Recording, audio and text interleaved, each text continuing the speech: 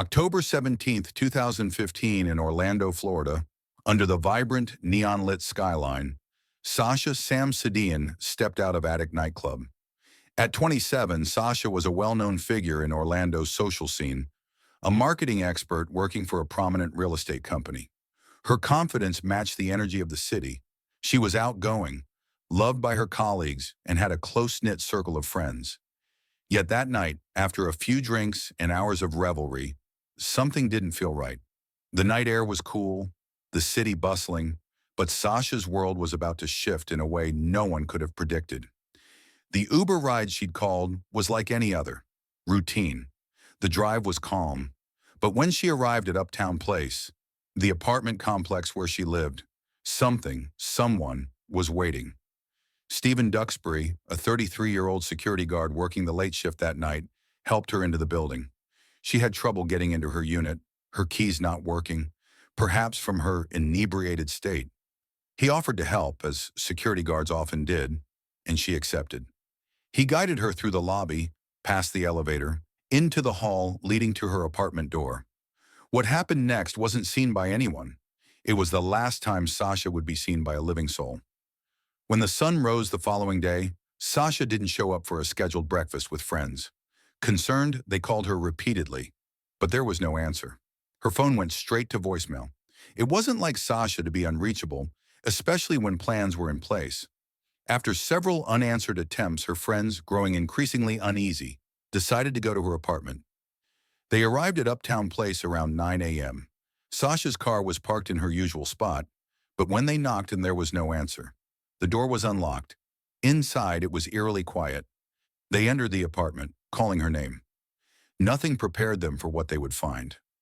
Sasha's lifeless body lay on the bed in her bedroom, cold, her eyes closed as if she were asleep. But the scene quickly confirmed something darker. She had been strangled and there were signs of sexual assault. It was clear. Sasha Samsadian wasn't going to make it to breakfast. She wasn't going to finish the plans for the week. Her life had been violently cut short. The first responders arrived at the scene. The initial investigation was like any other, cataloging evidence, marking the scene, taking photographs, and securing the area for forensic analysis. No signs of forced entry. Her phone was left behind on the coffee table.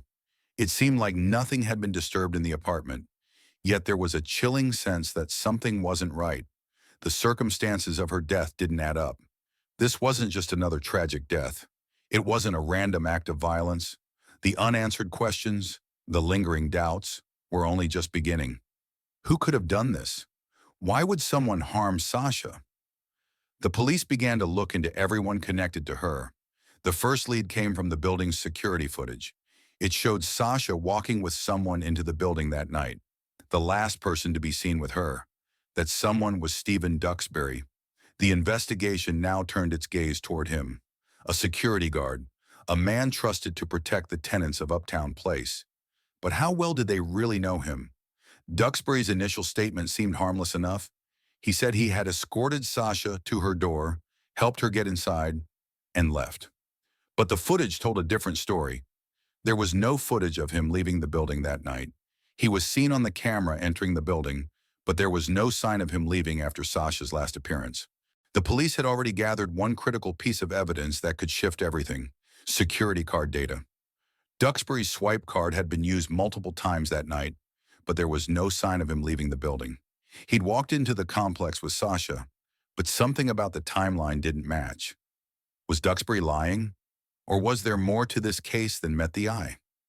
As investigators pieced together the details, they realized this wasn't just about Sasha. It was about trust. How well do you really know those around you? Duxbury had been a trusted figure in the building. He worked late shifts, knew the tenants, and had access to every part of the building. He was in a position of power and trust. But now that trust was in question. The case was unfolding, and as it did, there were more questions than answers.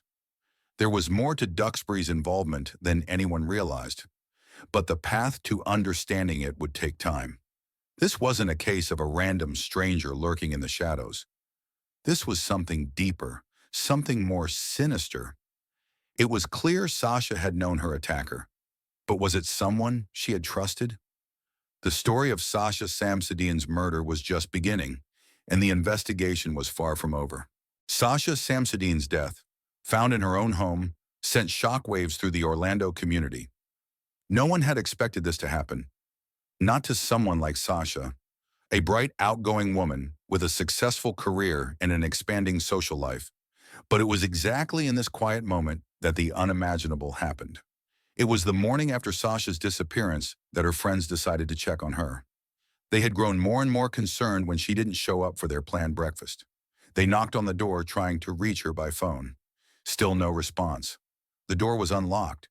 Entering, they found the apartment untouched, but there was a strange sense of stillness. The moment they walked into her bedroom, they knew something was terribly wrong. Sasha lay motionless on her bed. The room was cold, yet it wasn't the chill of a late autumn night that sent the shivers down their spine. It was the stark realization that Sasha was no longer alive. Forensic investigators later confirmed what her friends feared. Sasha had been strangled. The cause of death was clear, but there were other details that spoke volumes. Signs of sexual assault were evident, confirming that this was not a random act of violence. It was personal. A series of forensic discoveries soon followed, but each one raised more questions than answers. The crime scene was carefully processed. No forced entry. The apartment was neat, organized. Everything was in its place except for one thing. Sasha. Her phone left behind on the coffee table was a key piece of evidence. Her last call, made just before arriving home, was to a friend. The call was abruptly cut off, leaving a lingering sense of unease. Security footage from the building came next. The footage clearly showed Sasha entering the building at 12:30 a.m., assisted by none other than Stephen Duxbury, the 33-year-old security guard. The footage also showed that Duxbury was the last person seen with Sasha before she disappeared. But what happened after that? Duxbury claimed that he had helped her into the building, but had not entered her apartment. His statement didn't match up with the physical evidence. The security logs were inconsistent. They showed Duxbury's swipe card being used several times, but curiously, no exit was logged after his initial entry. He had entered the building with Sasha and never left. Was Duxbury lying? The next breakthrough came with the forensic analysis. Investigators found a fingerprint at the scene.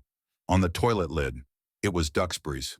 His fingerprint was discovered on a surface that had been in direct contact with Sasha's body. At first glance, this didn't seem to make sense. Why would his fingerprint be there unless he had been involved in something more?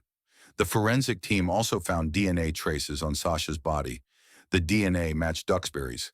It was damning evidence, but it also raised another question.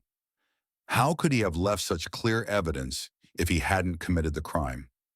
At this point, detectives were becoming suspicious. The evidence against Duxbury was mounting, but there was one lingering thought that made the investigators uneasy. The data aligned too perfectly. Sometimes that was the problem. It almost seemed as though Duxbury's actions were too predictable. Was he that careless, or was something else at play? The investigators pressed Duxbury harder. At first, he maintained his story. He had only escorted Sasha to her door, he claimed. But the forensic evidence suggested otherwise. It pointed to an escalating series of events. The forensic sequencing was becoming clearer. Duxbury had been at the scene longer than he admitted. His fingerprints, DNA, and swipe card data all lined up in a disturbing sequence. What had started as a simple investigation was now leaning toward a much darker conclusion. Was Duxbury the killer? And if so, what motivated him to carry out such a brutal crime? Did he have a history with Sasha, or was she just an opportunity? The case was beginning to take shape, but there were still more layers to peel back. Each new discovery in the investigation only added to the mystery. But one thing was becoming clear. The first answers to Sasha's death were pointing straight to Stephen Duxbury, the man who had been entrusted with keeping her safe. In the early stages of an investigation, it's easy for even the most experienced detectives to feel like they are chasing ghosts. The pieces don't always fit. The answers feel out of reach, and with each new development, more questions seem to emerge. That's how it felt in the case of Sasha Samsudin. By now, it was clear that her death was no accident. Strangulation and sexual assault were enough to indicate that Sasha had been a victim of a violent, targeted attack. The forensic evidence was telling them that someone had been inside her apartment that night, someone with access to the building, but the question remained, who? Stephen Duxbury's involvement couldn't be ignored. The physical evidence was overwhelming. His fingerprints were found on a toilet lid, and his DNA was on Sasha's body. Surveillance footage showed him entering the building with her, but nothing on the tapes indicated that he had ever left. But when Duxbury was questioned, he insisted that he hadn't entered Sasha's apartment, only helping her to the door. His story didn't add up, but the investigators didn't have enough to confront him fully, yet. The forensic team was busy with the data. The swipe card logs from the building's security system showed that Duxbury had accessed the building multiple times that night. His entry was logged as normal, but there was no record of him leaving. There was a small window where Sasha could have been attacked, but the lack of any exit logs was starting to become a glaring red flag. Detectives continued their questioning of Duxbury, but his responses remained consistently vague. He appeared calm, almost too calm. But one thing was certain. Every piece of evidence they had gathered pointed back to him. Forensics don't lie. Meanwhile, the search for further clues continued. Investigators began combing through Sasha's personal life, interviewing friends and colleagues. What they discovered about Sasha's interactions with Duxbury raised the stakes. Though they weren't close friends, they had shared several casual conversations in the building. Sasha had always been friendly, but there was no indication that anything had been amiss. Yet Duxbury's behavior seemed increasingly suspicious. He was the one person who had access to the building, and it was clear that he had been with her in the moments before she died. A breakthrough came when the digital forensics team began analyzing Sasha's phone records. The last call she made had been to a friend shortly before arriving home. But more importantly, a final text message had been sent from Sasha's phone to an unknown number saying only, "Please help." The message wasn't sent to any of her usual contacts, just one cryptic, desperate plea. It wasn't clear if the message was intended for Duxbury or someone else, but it was enough to suggest that Sasha had sensed danger in those final moments. She had reached out for help, but it had been too late. What followed was a deep dive into the building's security protocols. Every swipe card entry was logged. Duxbury's card had been used to access different parts of the building that night, but there was no record of his exit.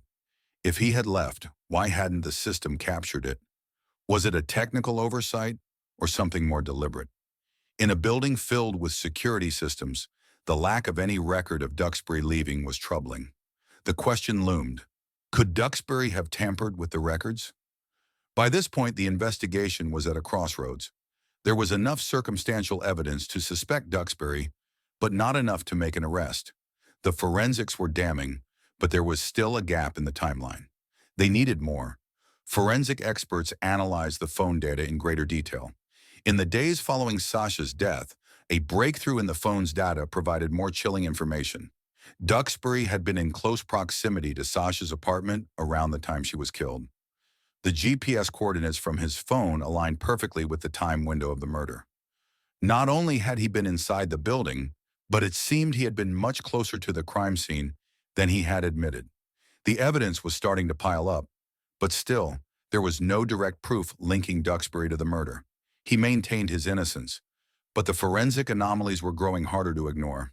His alibi was falling apart under the weight of the evidence. Yet there was still a nagging question that detectives couldn't shake. Why? What was his motive? Did he know Sasha in a way he hadn't revealed? As the investigation continued, the emotional toll on Sasha's family and friends became increasingly evident. Everyone who knew her had been shocked by her sudden death. But as the pieces of the puzzle came together, the investigators were becoming more certain that Duxbury held the key to unlocking the mystery. His access, his behavior, and the forensic evidence all pointed in one direction. The investigation was closing in on him, but the question remained. Would they find the concrete proof they needed to make an arrest? By the time Stephen Duxbury's involvement had become a focal point in the investigation, the signs were undeniable. The forensic team's findings, his fingerprints on the toilet lid, his DNA on Sasha Samsudian's body, painted a disturbing picture. What started as a routine inquiry had escalated into something far more sinister. But questions still lingered. The most pressing being, why did Duxbury act as he did? The first breakthrough had come from the building's security footage.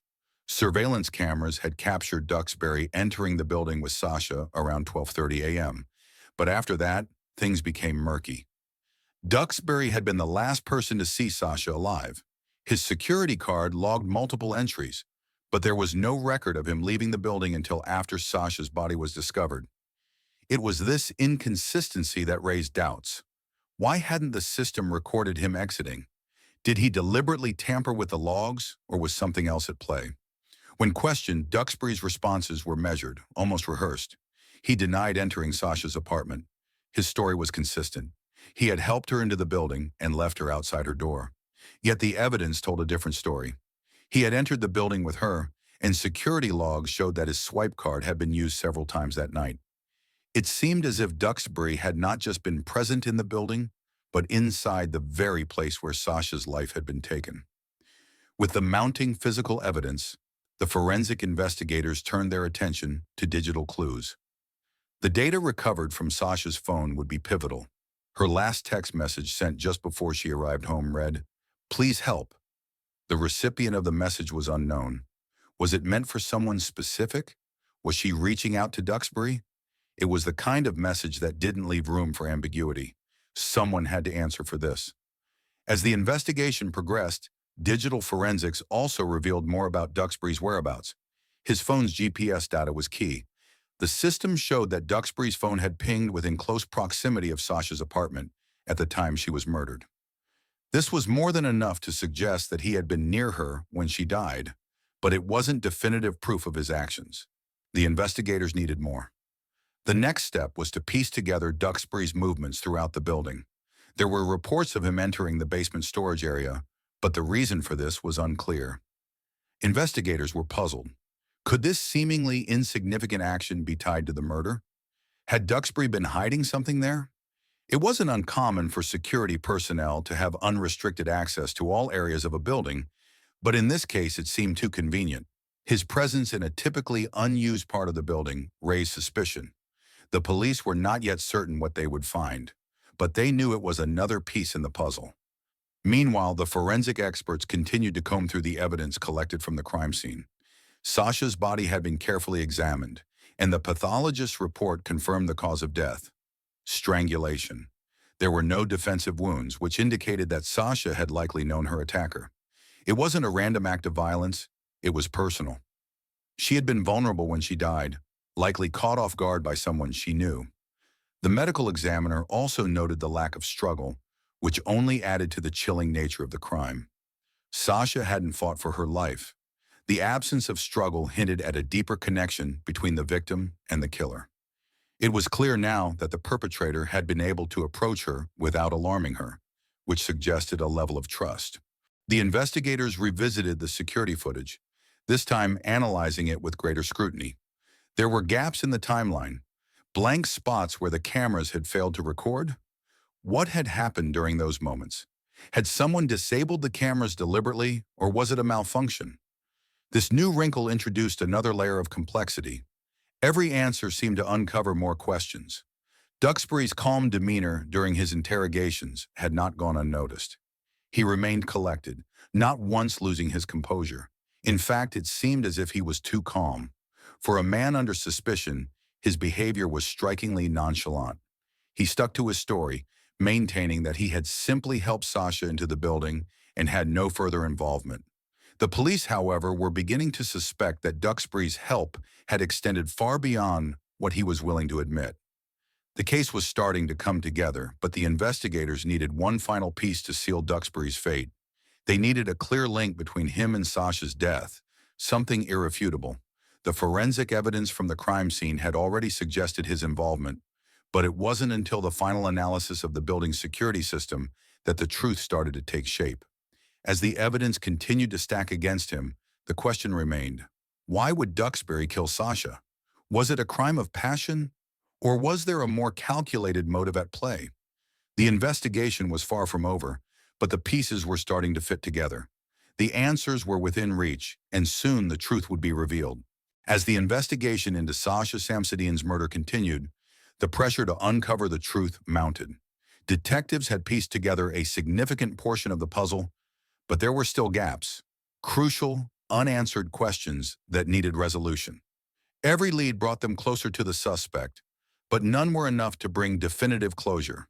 The key question remained.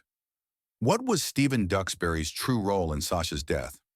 Forensic science doesn't lie, and it was the physical evidence that would, in the end, tell the true story. But at this point, investigators were still reliant on a series of circumstantial clues. Despite Duxbury's fingerprints and DNA on Sasha's body, despite the security footage that showed him entering the building, there was one thing that could not be ignored: his unwavering alibi. If he had murdered Sasha, why had he not been seen leaving the building? The timeline still didn't add up, and that's where the forensic breakthroughs began to shift the investigation. The first major breakthrough came when the security logs from the building were examined again, this time with a more focused approach. The logs showed Duxbury entering various parts of the building at odd hours, but the log entries seemed incomplete. There was a distinct gap in the timeline, a gap between the time Sasha arrived at her apartment and the time she was found dead. There was no record of Duxbury leaving the building until after Sasha's body was discovered. This wasn't a small detail. It was a critical flaw in the evidence. Investigators began to wonder if Duxbury had tampered with the logs to cover his tracks. But it wasn't just the building's security system that came under scrutiny. The next pivotal piece of evidence came from the forensic team's analysis of Sasha's phone records. A crucial detail had been overlooked in the previous investigation. Sasha's phone had been active after she returned home. There were messages sent, calls made, and yet her phone was found abandoned in her apartment. What was most disturbing was that the final call made from Sasha's phone was to a number that had been previously unidentified. It wasn't to any of her friends, family, or colleagues. The call had gone unanswered. But that wasn't all. The phone's GPS data revealed something more unsettling. At the time of the call, the phone had pinged a tower near the building's security office, the same location Duxbury was known to frequent. Could it have been that Duxbury was nearby when Sasha made the final call, and that her plea for help had gone unheard because he was the one responsible for her death? Forensics didn't just stop at digital evidence. The team had also analyzed the items in Sasha's apartment, some of which seemed strangely out of place. Items were missing, valuables like jewelry and electronics that might have been taken during a robbery. But there was one thing that didn't make sense: the way the apartment had been left. It didn't appear to be a random act of violence or theft. The apartment was tidy, too organized for a crime that involved theft. It was as if the killer had been in complete control of the scene, leaving no room for chaos. This more than anything suggested familiarity, intimacy. Someone who knew Sasha's home well enough to not disturb her things, to move quietly, and to avoid drawing attention. But the question of motive still hung over the investigation. Why would Duxbury, a man entrusted with the safety of residents, turn on one of them? Had Sasha known something she shouldn't have? Had there been an interaction, an altercation between them that escalated unexpectedly? The lack of an obvious motive made the case more complex, but it also made the evidence clearer. It wasn't about a robbery. It wasn't about some random encounter gone wrong. This was calculated. The forensic analysis of the crime scene and the digital evidence were now providing a clearer picture of the events that had transpired on that fateful night. Duxbury's behavior, his presence in and around Sasha's apartment, and the forensic evidence were beginning to speak for themselves. Sasha had been lured into the building by someone she trusted. Duxbury had played that role, and now every forensic discovery seemed to be pushing him closer to the center of the crime. And then came the final piece, a re-examination of the security footage, this time with an eye on Duxbury's movements, revealed something startling. His pattern of movement in the building was not random. It was methodical, calculated. Surveillance footage captured him entering Sasha's building, but there was another video that showed him leaving it, though it wasn't until hours later, after the murder was likely committed. The timestamp on this video was crucial. It was the gap in the timeline that had been bothering investigators, but now it was something they could hold on to. Duxbury had been inside long after he claimed to have left.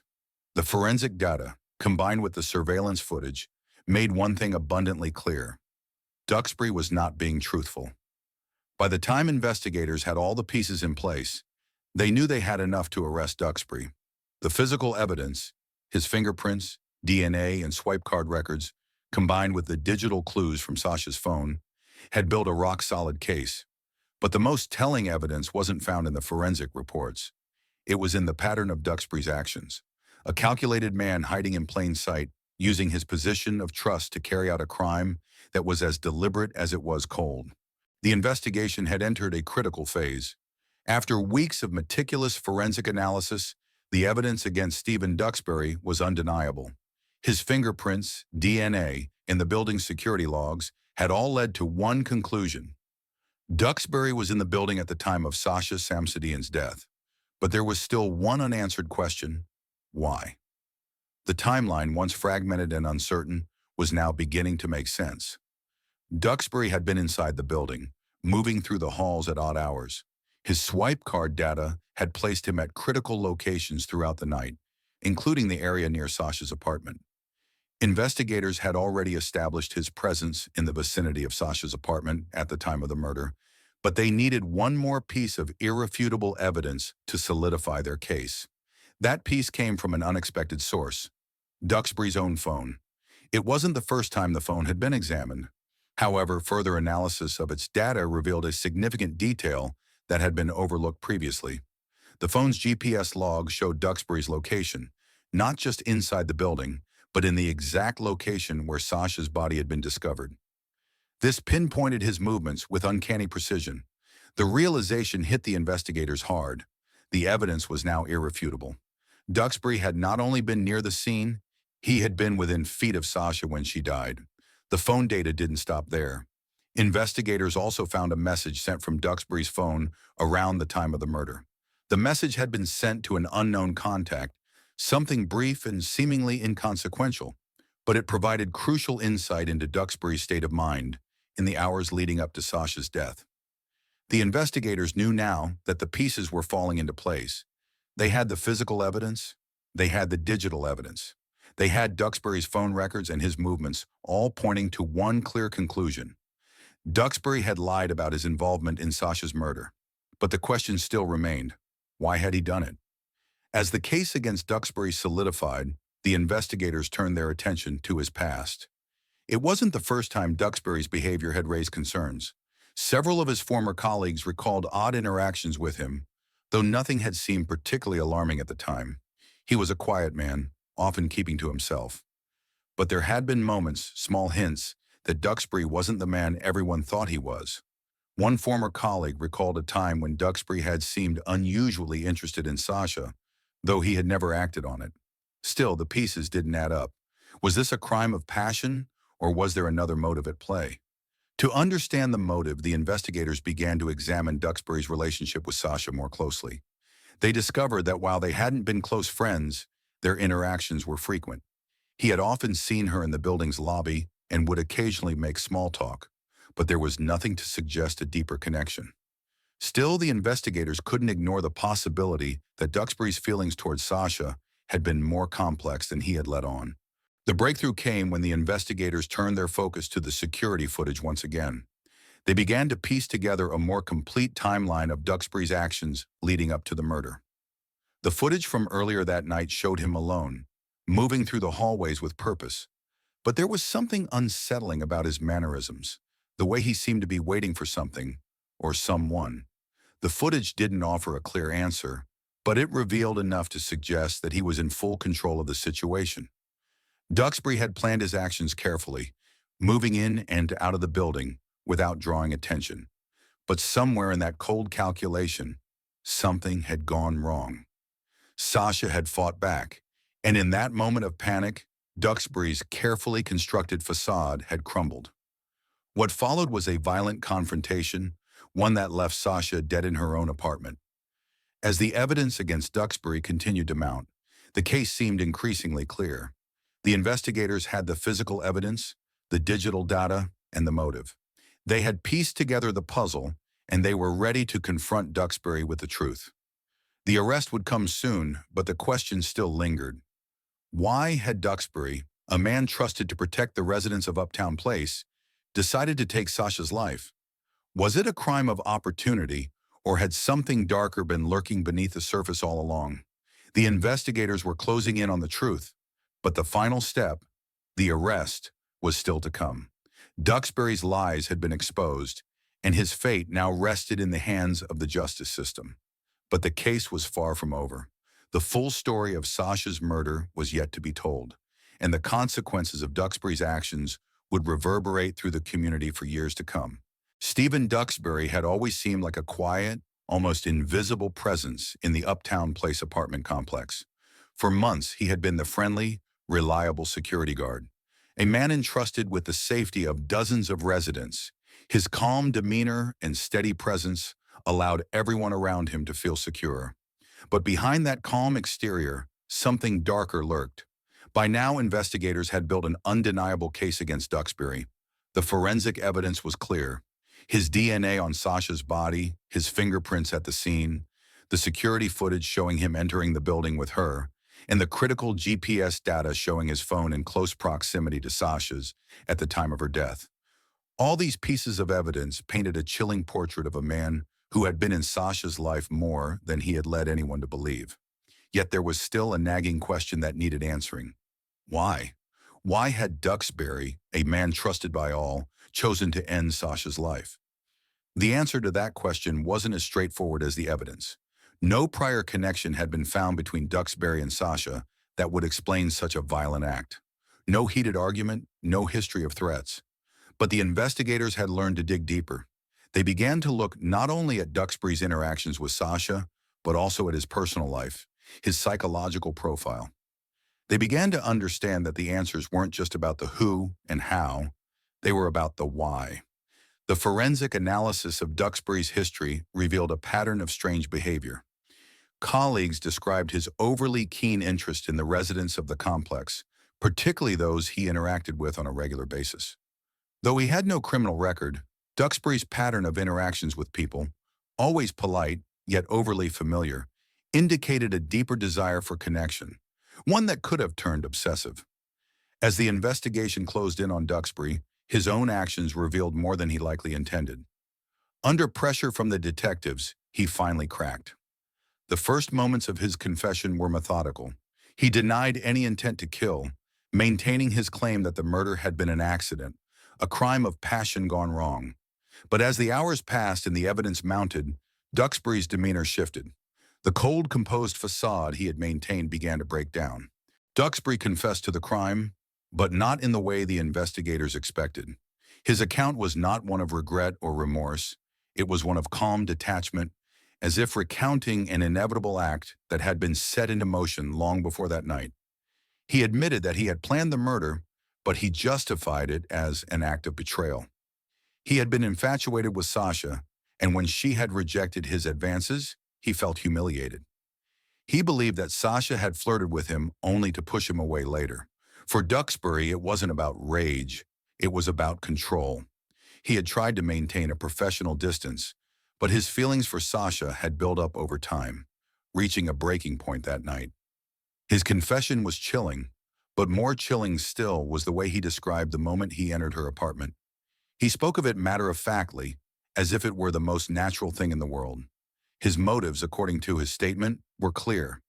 He wanted to prove to Sasha that he was more than just the security guard, more than the quiet man who watched over the building. In his warped sense of logic, the only way to regain control over the situation was to take her life. To him, it wasn't an unprovoked murder. It was the ultimate act of retribution for being rejected. He believed that taking Sasha's life would restore the power he felt he had lost. As Duxbury's statement was recorded, investigators began to piece together the true depth of his manipulation. His calm demeanor had been a mask for the obsessive tendencies lurking beneath the surface. Every action he had taken, from the way he observed Sasha to the carefully timed entrance into the building that night, had been calculated. It wasn't just about ending her life. It was about controlling it. The evidence, combined with his confession, was enough to arrest him. The murder had been planned meticulously, and every move had been deliberate. His attempt to manipulate the situation, to distance himself from the crime, had been an effort to maintain control over the narrative. But the forensic data had shattered that illusion. Stephen Duxbury's trial ended with the jury finding him guilty of first-degree murder, sexual assault, and burglary. The evidence was irrefutable. His fingerprints, DNA, the security logs, and the GPS data all linked him directly to the scene of Sasha Samsadian's death. His defense attempted to paint the crime as a tragic accident fueled by an uncontrollable urge, but the facts told a different story. Duxbury's calm demeanor throughout the trial was unsettling, as was his lack of remorse. He confessed to the murder, explaining that his obsessive feelings towards Sasha had turned violent when she rejected him. He claimed it was a crime of passion, but to those listening, it seemed more like an act of control, a cold, calculated decision to end her life. The courtroom fell silent as the verdict was read. Life in prison without the possibility of parole. While the sentence offered a sense of justice, it did little to ease the pain for Sasha's family, who had lost a daughter, sister, and friend in the most violent of ways. They had fought for justice, and they had received it, but it couldn't replace the life they had lost.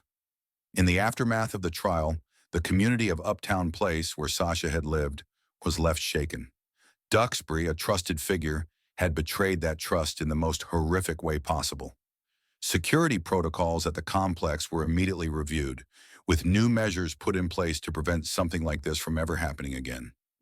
Sasha's family, while relieved by the conviction, struggled with the reality of living without her. The pain of her loss would never disappear, but they took comfort in the fact that her story had helped bring about change in their community. Her legacy, though defined by tragedy, had sparked a conversation about trust, safety, and the hidden dangers people may face in their everyday lives.